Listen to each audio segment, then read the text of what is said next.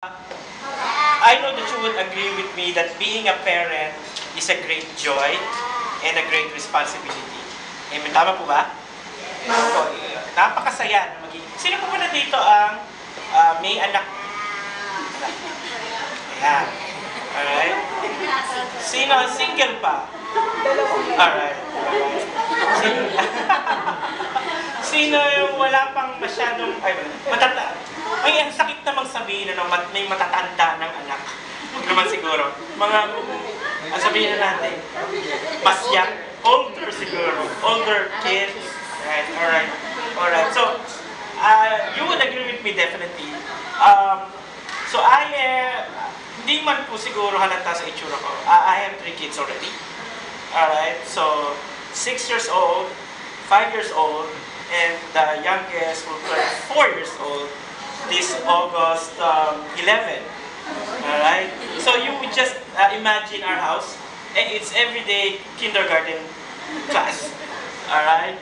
So yes, and I have experience. Actually, there is a time, so when my eldest was born, so nag-labor siya, sa hospital, so it was my first baby, my first child, so I was really nervous.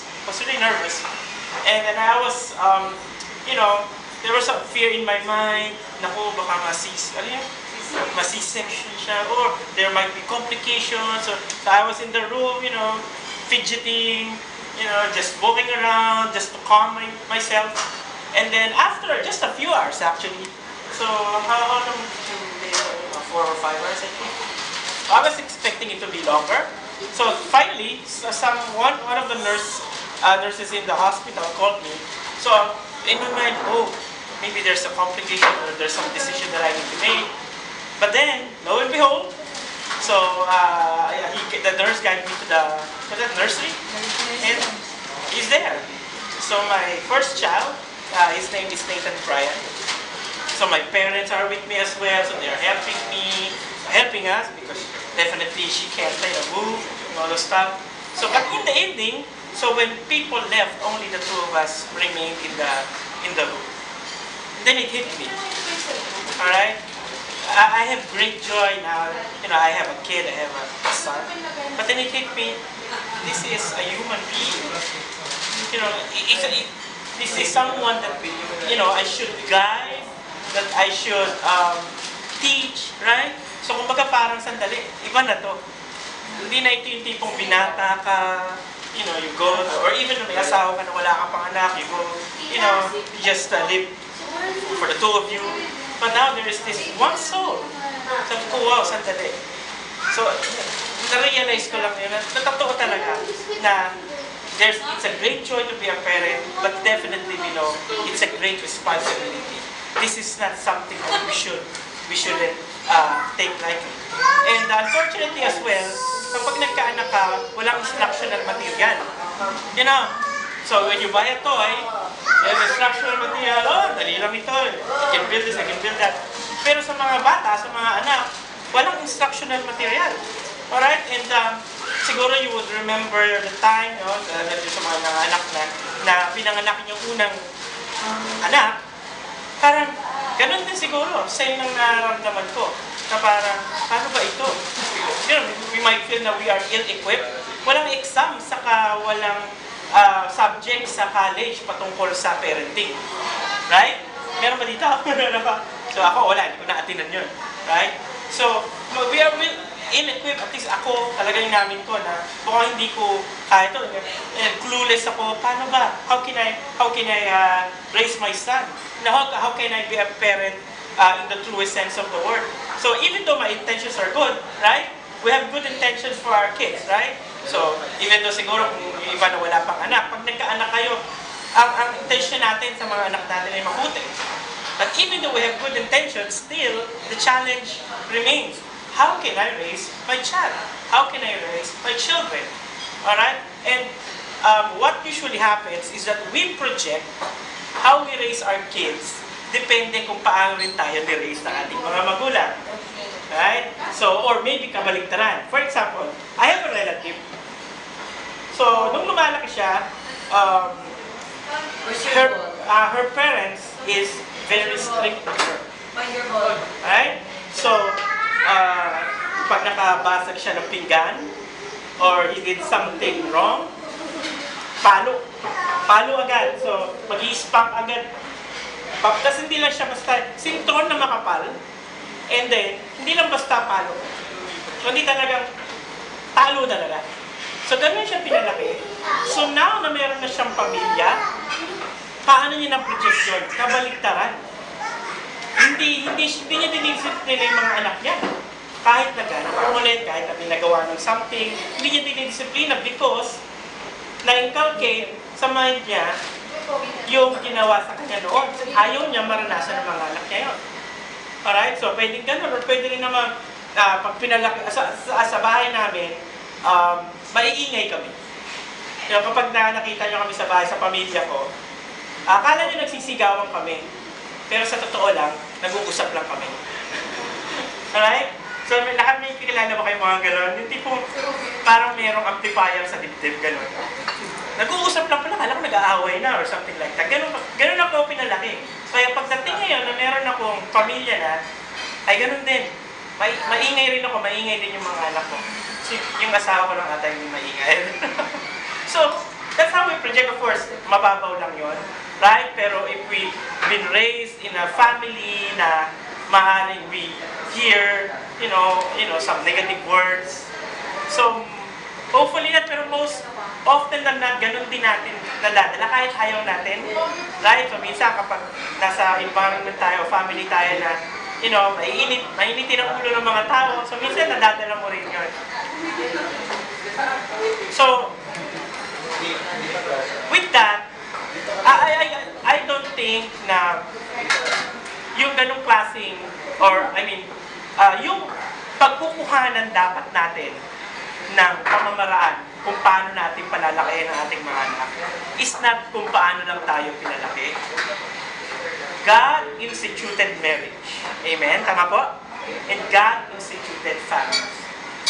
At definitely, kung kahit sa Panginoon dapat tayo lumalapit kung paano pa talaga natin palalakihin ang ating mga anak. So in Proverbs 22:6, it is a very familiar passage. Alright, in the Bible, and alam siguro na narinig nyo na to. So, makakita dahil dito ng isang prinsipyo or mga prinsipyo how we can raise our children.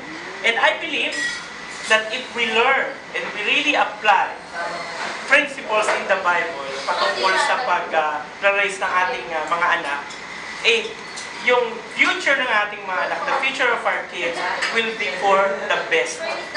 I mean, yung God's best for our kids will be realized. Alright? So, yun po yung ating pag-aaralan ngayon. So, let me read to you Proverbs 22, verse 6.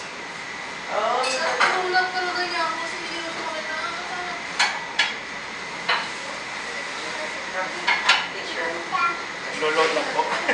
High-tech na po ngayon.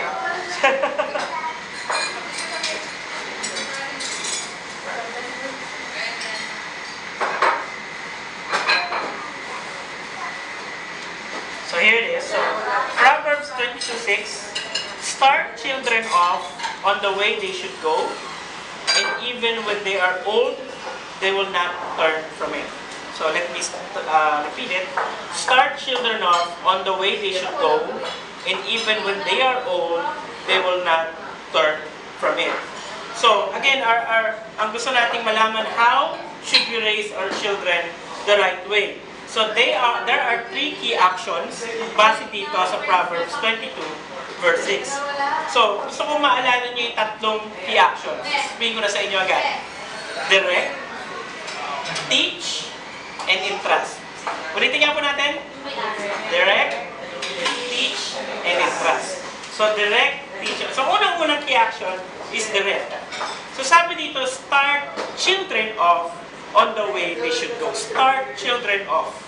Ang idea po nito is that yung action ng ating mga anak, whether it's bad or good, dapat dinidirect natin siya. Tao palayo. You know that, right? Apa pala matawag doon? Right? So, paano nilalaro yun? Yung hataw palayok. So, may bata, usually bata naglalaro yun. So, may bata, so may blindfold, right? They usually we spin them para mahilo sila, malito sila. And then, so we give them this big stick para, ano yung palayok. And then they would walk. So, minsan, pag dito, minsan kakanan, minsan kakaliwa. So, kapag kumaliwa yung bata, ano sinasabi natin? Kanan, kanan! Turn right, turn right. Pag nasa right naman siya, turn left, para mahataw niya yung palayok. So, ito yung sinasabi niya, parang ganun yung picture. That lahat ng ginagawa ng ating mga anak, we should guide them, we should direct them kung ano mga tama, kung ano ba yung wise. Sa aming, sa bahay namin, isa sa mga rule namin sa bahay is that, hindi nila sasaktan yung bawat isa. Alam niyo naman yung mga bata, di ba? Sometimes they fight, they hit each other minsan, right? Tama ba? So, kapag ganun, may rule kami sa bahay talaga sinasabihan namin sila na they shouldn't do that. Alright? So what we usually do is kapag nakita namin may nag-aaway, we talk to them. Alright? At dinidirect namin sila, sinasabi namin sa kanila kung bakit mali yun, at kung bakit dapat hindi nila gawin yun. Now that's probably an easy thing to do, not unless minsan pagod ka na, you're tired, or minsan you're impatient na, pag nag-aaway yung mga bata, tapos parang gusto mo na lang magpahinga, instead of, dealing with it, parang hayaan mo na lang, or, things like that. But here, sabi dito, start children off, direct natin sila. Direct natin sila kung ano ang tama, kung ano yung wise. At kapag ginawa natin to, early pa lang, foundational sa kanilang buhay, they would know, yes, hindi ako dapat ganito. Hindi dapat ako makipag-away sa mga kapatid ko. Hindi ako dapat, mangupit. Dapat maging honest ako, na hindi ako mag-lie. Right? So, yung eldest son ko, alam niyo naman ng mga bata ngayon, high-tech na. Mas marunong pa sa akin sa pag-handle ng iPad. Minsan mas magaling pa sa games kaysa sa akin.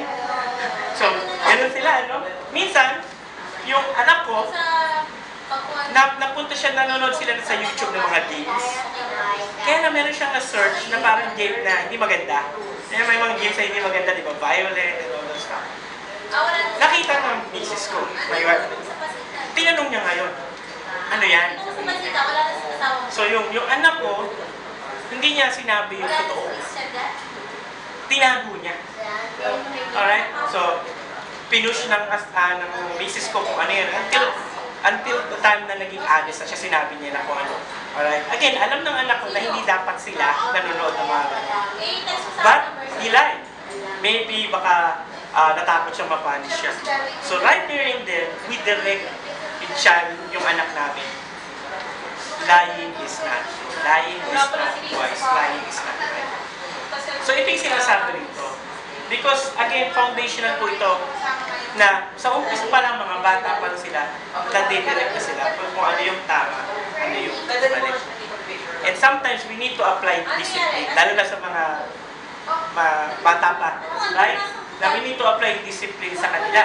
Kasi kapag sa murang edad, hindi na natin sila na-disiplina, kapag sila'y tumanda na, hindi na pwedeng palo. Teenager, papaluin mo, baka mas lalo pang magre-rebelde. Right? So, dapat pa lang, sa umpisa pa lang, you start directing them. Alright? Naintindihan po natin yun? So, una, direct. Pangalawa is, ano yung pangalawa nating word? Teach. Sabi dito, start children on the way they should go. On the way they should go. Means, we should direct our children to the way of wisdom. Ito yung, that is to live in God's way.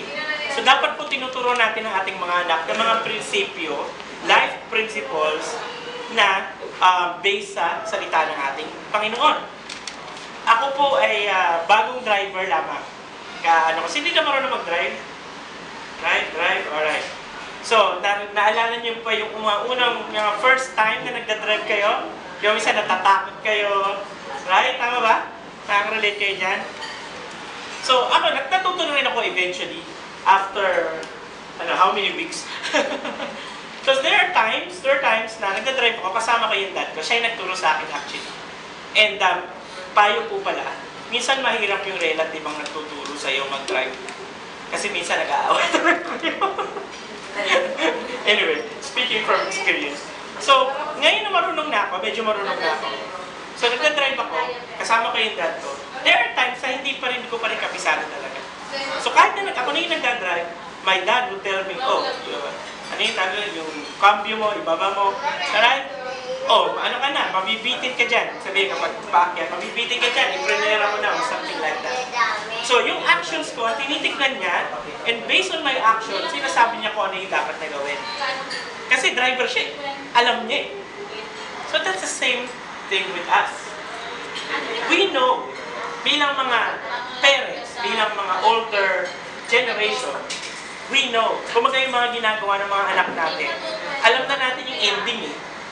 You know, kapag may ginawa sila, kapag si baby or, you know, mayroong tinidor, tapos sinasaksak doon sa outlet, alam na natin ending nun eh, kung anong mangyayari. Pero yung anak natin hindi. So, anong gagawin natin? Right? Itigilan natin, and then you teach them, ganito dapat. So now, pagsaksak lang yan sa outlet, you know, there are, you know, more important things like how they live their lives. You know, alam niyo yung anak natin, lalaki na yan. Pag lalaki, manliligaw na yan. Alright? Or ma-heartbroken na yan. Tama ba? So, ano, mahirap na yan, you know? Dati, pinapakain mo lang ng gerber. Ngayon, nanliligaw na. Eh, nabasted pa. Hindi ba? So, anong dapat natin ituro sa kanya? Ano ba ituturo? Ano kung marami pang ano dyan? Marami pang ano, lalaki ka, huwag kang iiyak or something to that effect. No. What we need to teach them is life principles based on God's Word.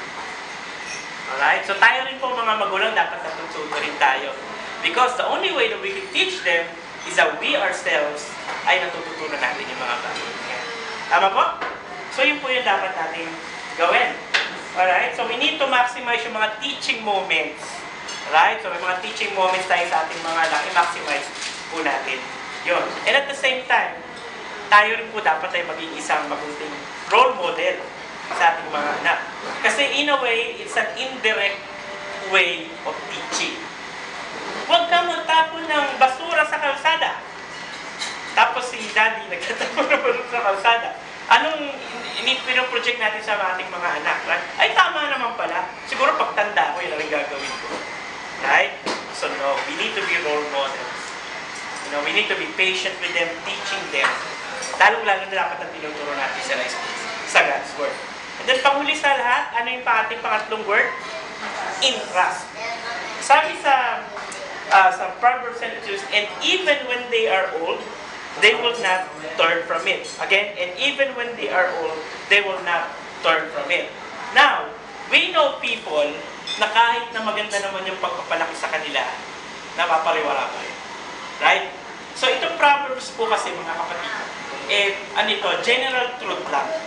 Hindi ito sigurado. But general truth lang na kapag pinalaki mo yung mga anak, then sa kanilang pagtanda, hindi sila mapapariwala. Alright? So ito yung sinasabi dito. But, siguro ang prinsipyo na gusto kong nating maintindihan dito is that it is our children who will ultimately decide how to live their lives. Tama po? We cannot really control them. Ngayon, pag bata pa sila, you know, minsan hawak ka na ng pamalo, kunin mo nga yung pamalo, bigay mo sa akin. Eh, wala na, takbuhan na yan, right? Pero we cannot do that forever. Ultimately, our child will decide. They will be independent from us. Alright, so, kaya in trust, because we need to accept ganun yung fact talaga, that ultimately, it's only God that is in control, hindi tayo. Tama po ba? Na hindi natin sila kayang kontrol. Anong kaya natin gawin? I-direct sila at i-guide sila, turuan sila. Yun lang yung kaya natin gawin. And then the rest, we leave it to God. Alright? Because we cannot really, hindi tayo palagi nasa tabi nila. Tama po ba? You know, minsan ako natatakot ako na isip ko yung mga nangyayari sa paligid natin, yung mga crimes and everything. Minsan valid naman yon. But at the same time, we have to accept the fact na si Lord lang talaga yung kaya mag-protect talaga sa kanila at kaya siya yung in control sa lahat. So, trust po natin yung process. Kapag may mga times na hindi po sumusunod yung ating mga anak, hindi po control. Kundi tignan natin, ano ba yung nangyayari sa puso ng mga anak natin. And then, entrust to God yung process na yon sa kanila. At nakakatulong din po na we pray for our kids. Tama po ba? Instead of worrying, we pray for our kids. Okay, we entrust them to God para magkaroon din po tayo ng kapayapaan at mas magawa natin sila madirect at magawa natin sila maturuan. So, panghuli sa lahat, ito po yung gusto kong talagang sabihin, i-summarize yung gusto kong sabihin. Godly parenting focuses on inner transformation, not outward action. Godly parenting focuses on inner transformation, not outward action. Ano ibig po sabihin po nito?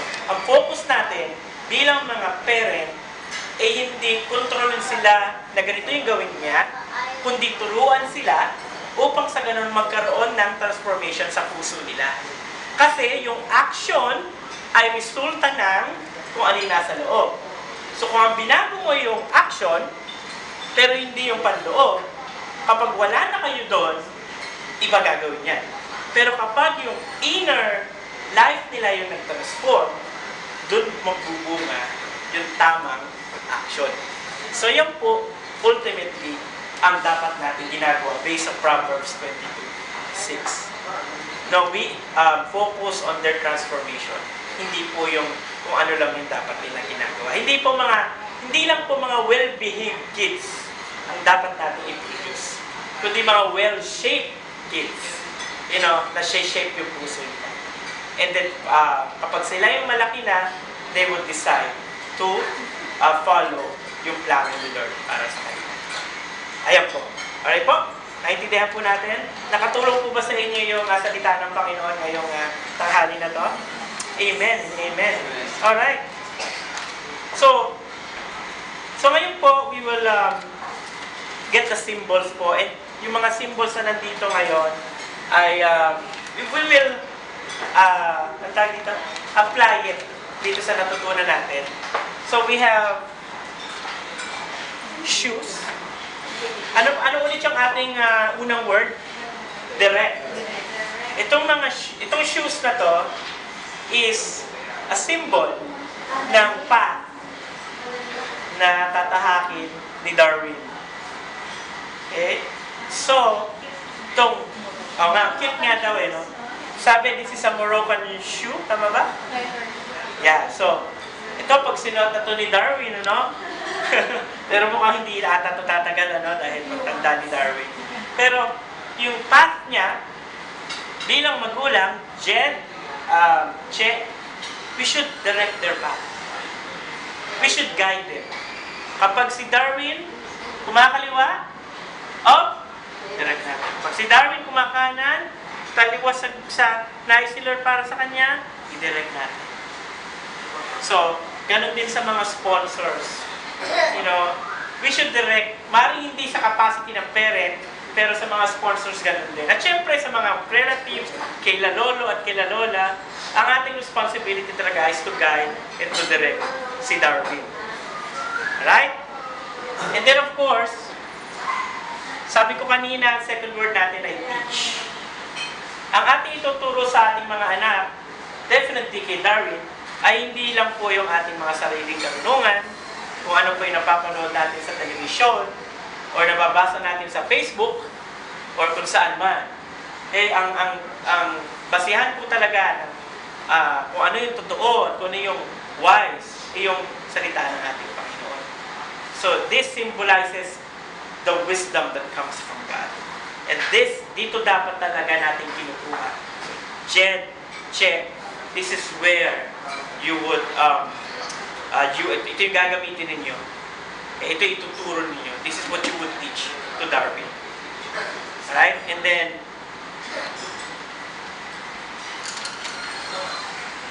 I would like to call the sponsors.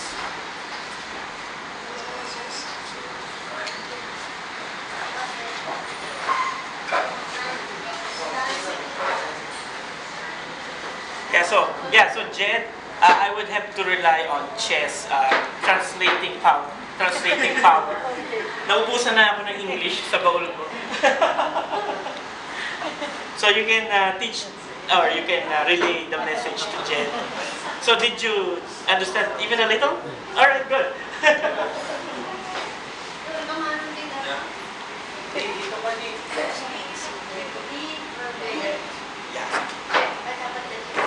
And then the parents as well. But I don't know if he can, maybe we